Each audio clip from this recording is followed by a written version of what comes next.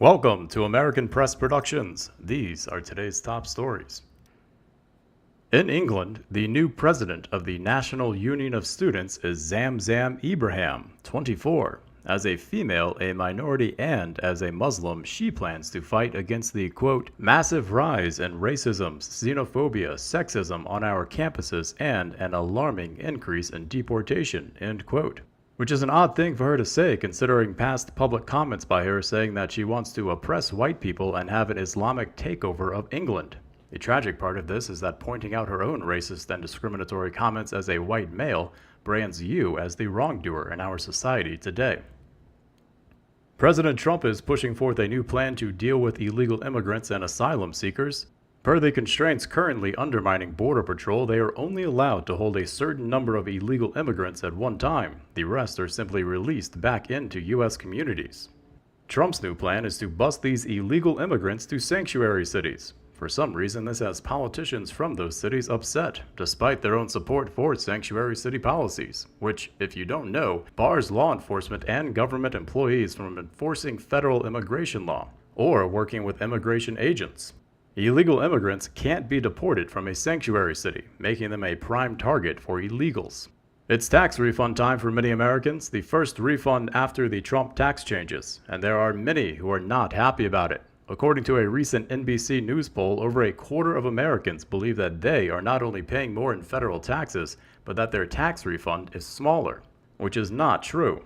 According to the most recent from H&R Block, Americans paid almost 25% less in federal taxes last year, and their refunds are up 1.4%. But this is the average, numbers across the board, and does not present an accurate picture to some of the defining changes enacted by the Trump tax changes. Looking at the data by states, the change in federal taxes paid doesn't change much. The average for nearly every state is near the national average of 25% less paid in federal taxes. But it's the change in refund percentage that changes per state. Some states saw an average increase of 5 to 7% on their tax return, while others saw a decrease of 4 to 6% on their tax return, as a direct result of the Trump tax changes. And these changes fall almost exactly along which party a state traditionally supports. Red states or Republican states saw an increase in their tax return, while blue or Democratic states saw a decrease. This information is being spread through the news media and social media as evidence that Trump is rewarding his base while attacking those who vote for Democrats. While there is no truth to the tax changes as being vindictive in any way, there is some truth to them targeting Democratic states, or more specifically, Democratic states that have abused the SALT tax. One of the major Trump tax changes was putting a cap on state and local tax deduction, known as SALT. The new cap is at $10,000.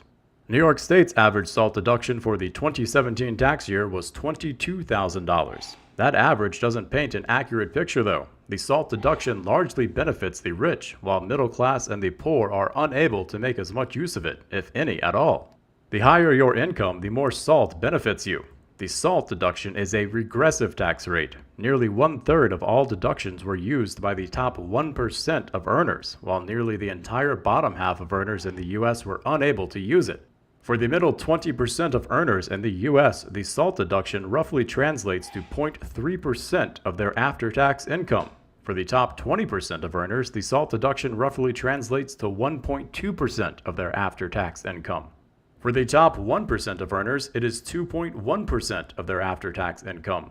Those percentages scale with income. A family in the $15,000 yearly income tax bracket could claim a 10-cent reduction in federal taxes for every $1 of state taxes they paid. A family in the $1 million yearly income tax bracket could claim a 39.6-cent reduction in federal taxes for every $1 of state taxes they paid. For every $10,000 top earners pay in state taxes, the federal government refunds them $3,960. And now it is blue states who are feeling the burn. Blue states, or Democratic-run states, typically have higher state taxes than red Republican states to pay for their social welfare programs. But while top earners in those states were disproportionately taxed by the state over bottom and middle income earners, the federal government subsidized those state taxes by giving larger refunds to higher earners. In 2017, the SALT deduction cost the federal government $103 billion. In 2014, New York and California alone accounted for 1/3 of the value of all SALT deductions, despite making up only 18% of the total population of the U.S. To put it another way, Democratic states were only putting on a show of taxing their rich citizens while reimbursing their rich using federal funds that all Americans pay into.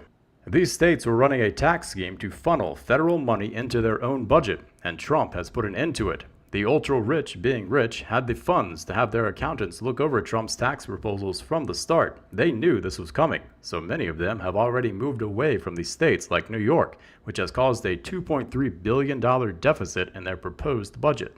Which is fitting, considering that recently a bill was shot down in the New York State's House that would have used New York State tax funds to pay for college for Gold Star families. A Gold Star family is a family that lost a member while serving in one of America's wars. Meanwhile, these very same lawmakers in New York's House passed a $27 million bill to pay for college for illegal immigrants in New York, people who are not citizens of this country. The message is clear. This gives the finger to Gold Star families while setting non-citizens as a priority for the government of New York State.